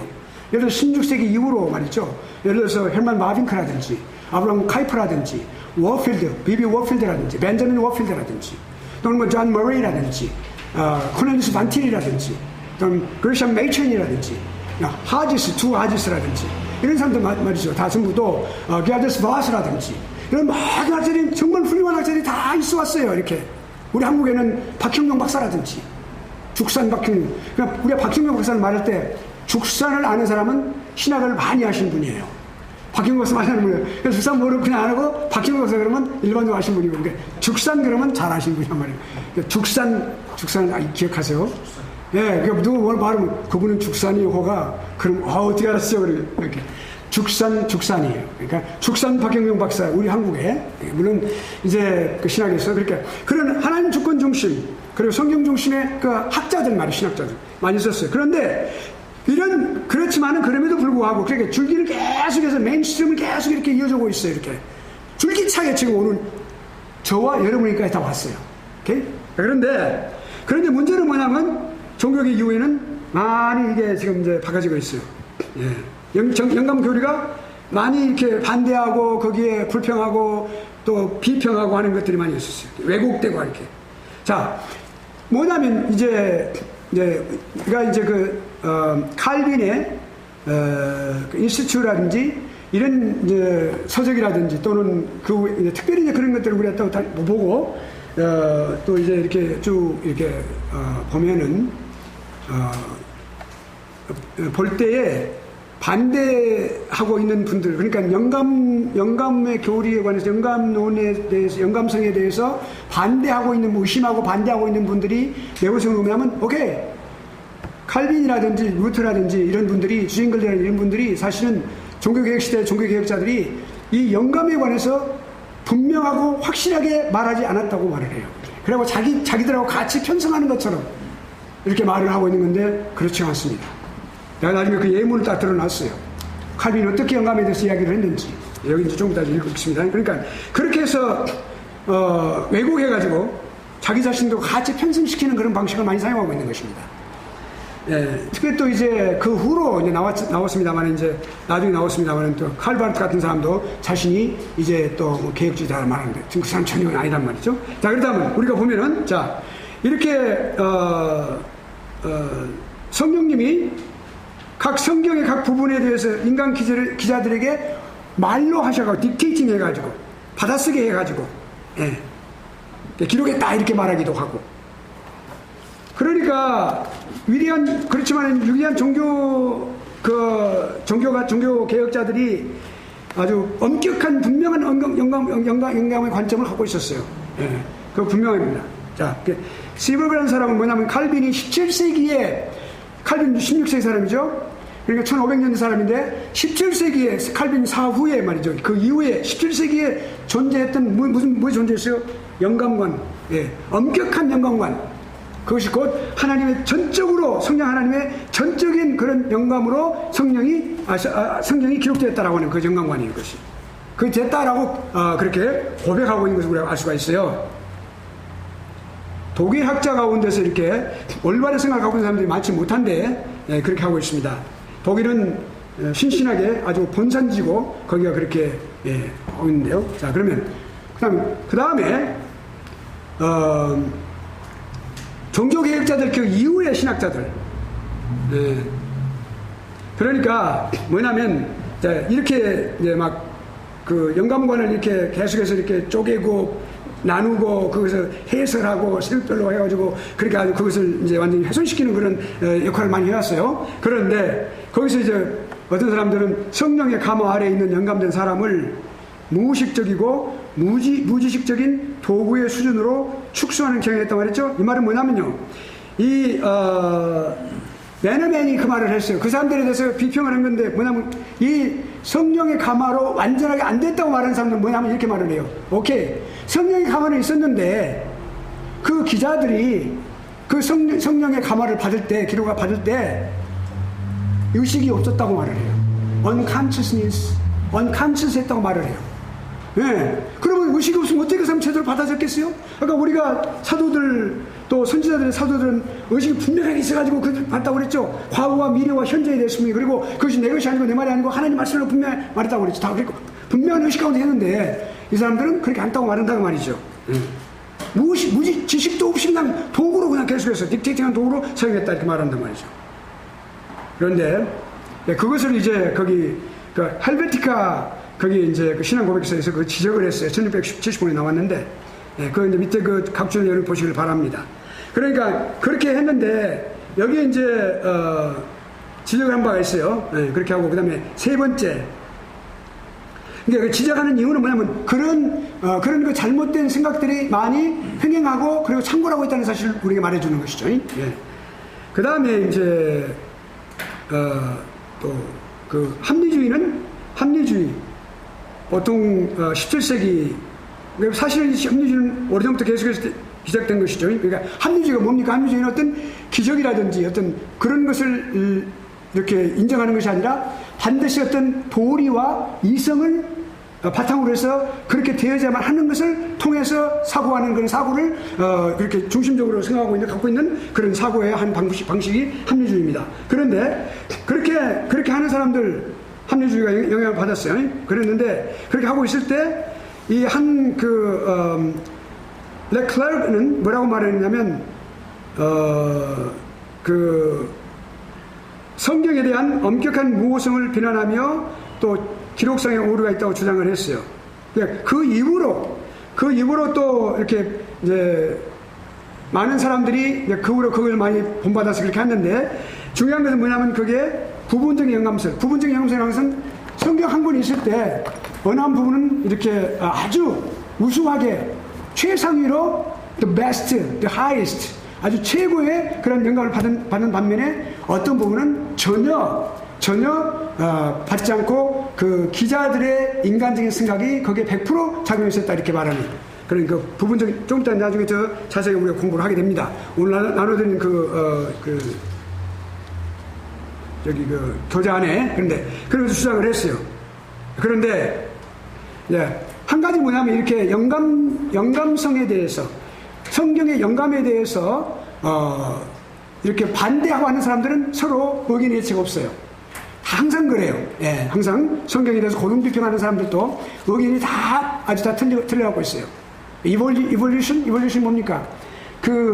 진화론자들도 다 의견이 다 흩어져 있는 것을 여러분 잘 아시죠? 아주 여러 가지로 많이. 왜냐하면 그들은 무엇을 기준으로 하면 가정하는 것, 어썸션을 가져가기 때문에 그렇다고 말입니다. 자, 그럼 여기 봅시다. 슐라르마크가 아주 장본인입니다. 슐라르마크는 누구라고 그랬죠? 자유주의 신학의 아버지예요. 대부예요, 대부. 예. 그러니까 슐라르마크가 그래서 독일의 신학자예요. 독일의 신학자인데 독일의 신학자들이 많이 이렇게 정말 너무 자유스러운 분들이 많이 있음을 우리가 알 수가 있어요. 자, 그러면 완전히 성경의 영감에 있어서 초자연적인 요소를 다 전부 배제해 버립니다. 다 바꿔놨어요. 그러니까 뭐라고 했어요? 슐라르마크가 뭐라고 했어요? 영감이라고 하는 것은 합리적이거나 영적인 의식을 조명하는 자연적인 것이다. 이 자연적인 것이라는 것은 초자연적인 것이 아니란 말이거든요. 그래서 자연적으로 일어나는 거예요. 그러니까 해가 뜨고 그리고 봄, 여름, 가을이 되고 사람이 늙고 그리고 뭐 기분이 좋고 나쁘고 하는 이런 모든 것들, 살고 죽고 하는 것들, 모든 것들, 자연적인 모든 것들이에요. 자연적인 것이다. 아니면 그렇지 않으면 기껏해야 at the most라는 표현을 쓰고 있어요. 그 영어로 원문에 보면은 원전에 보면은 at the most. 그게 아주 크게 다 이렇게 받아들여서 그 말이니까. 기껏해야 그 말이니까. 아주 크게 해서 그 말이니까. 그게 뭐예요? 은혜로운 하나님의 매개적인 수단에 불과하다. 매개적인 수단 아니죠. 그렇죠? 매개적인 수단 아니요. 근데 그렇게 말을 했어요. 그러니까 지금 이건 수단이 막 했단 말이죠. 그러니까 그거는 영감성을 완전히 다 부정하는 거죠. 예.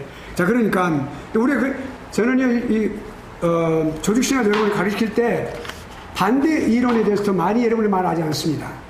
왜냐면 우리가 성경적으로 그리고 하나님 주권적으로 분명히 믿는 바를 다 믿어야 되기 때문에 그냥 그런데 너무 시간을 제가 많이 할애하지 않습니다. 많아요. 그 이론에 잘못하고 있는 것들 많아요. 근데 그것을 하다 보면 우리가 주제를 잊어버리게 됩니다. 그래서 우리가 분명한 올바른 교리, 올바른 조직신학적인 관점, 그 모든 지식, 그것만을 제가 거의 대부분이 다 전하고 있어요. 그런데 여기 슐라르마크를 왜 해나면 거기에 대한 반대에 관한 거기에 대한 잘못된 것을 말하기 위해서. 자, 그러니까 기자는 그러므로 그 사람이 하는 말은 자신의 기독자적인 이해와 감정의 충만함으로부터 자기가 많이 충만되어 있어요. 지금 감정적으로. 이게 슐라르마크가 사실은 엄격히 말하면 그러니까 개인적인 경험주의자라고 볼 수가 있습니다. 그러면 근데 여기 자 감정의 충만함으로부터 뭐예요? 자기 자신의 종교적인 삶과 신앙에 대해서 이게 중요합니다. 말하거나 기록할 수 있다 그랬어요. 성경을 그렇게 자기 자신의 경험 객관적이 없어요. 자기 자신의 경험은 다 주관적이잖아요. 근데 그걸 기록했다고 말하고 있다고 말이죠. 그러니까 아주 충만해서. 예. 기독자적인 입장에서 이것은 선지자나 또는 사도 입장이 아니고 그거는 특별하게 부르심을 받은 사람이 아니고 그냥 일반적인 기독자의 입장에서 그렇게 풍성한 그런 은혜를 깨닫고 거기에서 그것을 기록할 수 있다 이렇게 말했어요. 일반적인 것으로 완전히 격화시키는 그런 삶을 봅니다 그 말이죠. 자 그러면 이것을 우리가 볼 때 그 이론을 보면은 성령 하나님의 초자연적인 것을 다 전부 배제시켜버렸어요. 그것이 곧 모든 비평가들이 하는 행동들입니다. 비평에서도 그렇고 모든 신학적인 관점에서도 그렇고 그래 그걸 잘 우리가 이것을 중요한 것을 알아야 된단 말이에요. 알아야 돼요. 네. 그러니까 특별히 선지자와 그리고 또한 사도들 이렇게 하나님의 말씀을 기록한 사람들을 어떻게 격화시켰어요? 일반적인 기독교인으로 다 격화시켜버렸단 말이죠. 네.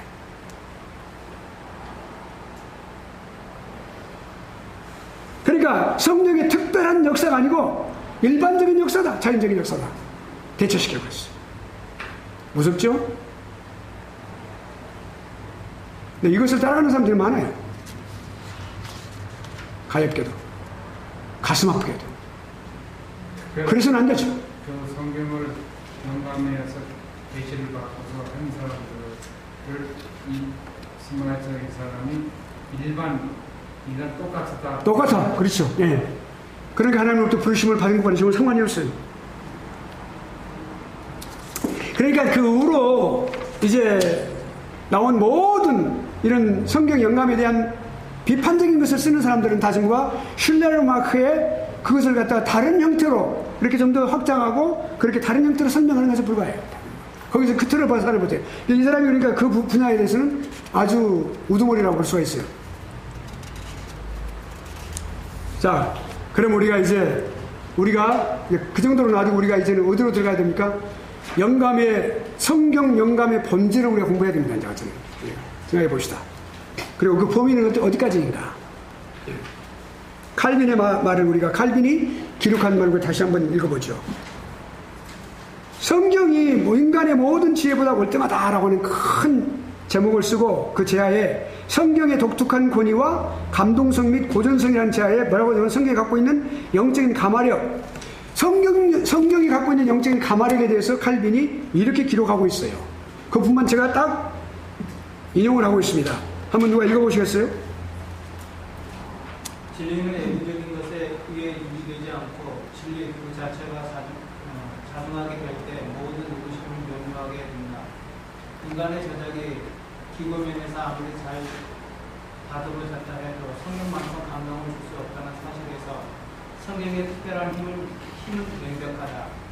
성경은 우리 자신도 모르게 우리를 깊이 감화시키며 우리 마음에 스며들 뿐만 아니라 볼새까지 새겨짐으로써 그 깊은 인상과 비교할 때 수사학자나 철학자의 힘은 거의 사라지게 될 것이다. 따라서 인간의 노력으로 얻는 모든 재능과 이적은 훨씬 능가하는 성경은 무엇인가 신적으로 감화하는 것임을 쉽게 알게 됩니다.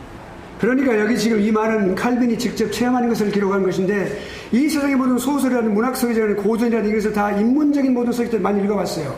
감동이 되죠. 그런데 읽어봤는데 그러고 나서 성경을 읽으니까 그걸 비교할 수 없는 그러한 감화하는 능력이 있다는 사실을 알게 된 거죠. 그걸 말하는 거죠. 칼빈이 자신이 완전히 거듭나고 그리고 하나님 앞에 딱 자신을 드리기 위해서 딱 할 때 그리고 종교개혁에 나서라고 계속 했을 때 피해 다녔었어요. 근데 그 딱 분명 만일에 당신이 나오지 않으면 여기 종교개혁에 참여하지 않으면 이것을 이끌어가지 않으면 당신은 저주를 받을 것이고 그랬단 말이에요. 그런데 그렇게 하고 그랬을 때 무서웠다고 그랬어요. 그런데 완전히 거듭나고 그리고 모든 것이 딱 완전히 딱 됐을 때 딱 무릎을 꿇고 하나님 앞에 눈물을 흘리면서 뭐라고 하냐면 I promptly 그래요. promptly offer you I myself offer you. 그러니까 내 자신을 내가 즉시 하나님 앞에 드리겠나이다.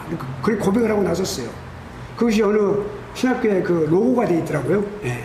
근데 자 그렇게 그는 체험을 하는 게 주시는 거죠. 여기서도 마찬가지예요. 성경을 읽으실 때 인간이 갖고 있는 모든 노력으로 기록되어 있는 모든 어떤 서적들과는 비교할 수 없는 그런 분명한 신적인 어떤 가마력이 있는 것을 알게 됐다. 그걸 말했어요. 여기 이렇게 이와 같은 신학자들, 이렇게 우리 믿음의 선진들의 이야기는 한마디 한마디가 매우 중요한 의미를 갖고 있습니다. 그 다음에, 그러니까 이런 가마력이 뭡니까? 성령 하나님의 신적인 영감으로 기록되었다는 그 사실, 성경이 이렇게 기록했다는 사실부터 시작되는 거죠. 그것부터 시작되는 거죠. 우리가 그걸 알 수가 있단 말이에요. 그래서 성경이 마땅히 가져야 될 확실성은 성령님이 증거에 의해서 얻게 되는 거죠. 성령님이 증거해 주시는 거예요. 성령님이 증거해 주시는 거예요. 그러니까. 그에 대해서 칼빈은 또 이렇게 말을 해요. 성경은 스스로 입증한다. 자증한다. 아까 self-authentication 스크립처라고 말했죠. 그러니까 자증하는 건데 스스로 입증하고 있어요. 그걸 뭐라고 말하면 그 다음에 한번 읽어보세요. 이건 더 강력하게 말하고 있습니다. 한번 읽어보세요. 누가 한번. 성령이 마땅히 가져야 할 성령님에 의해 얻게 된다. 그 이유는 성경이 그 자체의 위험 때문에 존경을 받지만 성령님을 통해서 우리 마음이 확정되기 전에는 진정으로 우리를 감동시키지 못하기 때문입니다. 계속 읽으세요. 우리는 성령님의 조명을 받았으므로 성경이 하나님으로부터 왔다는 것을 우리 자신이나 다른 사람의 판단에 따라 믿는 것이 아니다. 우리는 인간적인 판단을 초월해서 성경이 하나님의 입으로부터 인간의 사역을 통해 흘러왔다는 사실을 마치 우리가 하나님 자신의 위협을 바라보는 것처럼 아주 명확하게 단정하는 것이다. 예, 그렇습니다. 그러니까 봅시다. 그러니까 어떤 인간적인 판단 초월해 가지고 이게 성경이 그러니까 어떤 이게 성경의 권위가 있다고 하는 것을 우리가 어떤 인간적인 판단이나 또는 누구의 어떤 권위에 의해서 되는 것이 아니라고 말이죠. 성경을 우리가 볼 때 인간적인 판단을 초월해서 성경이 하나님의 입으로부터 하나님의 입을 통해서 그 다음에 그 기자들의 사역을 통해서 두 가지 그러니까 입을 통해서 나오고 그 다음에 그 사역자 그러니까 선지자나 또는 사도를 말하죠. 그러니까 성경 기자들을 말하는 거예요. 그래서 입으로부터 하나님 입으로부터 인간 사역을 통해서 흘러봤다. 이게 중요하단 말이에요. 그 사실이 뭐예요?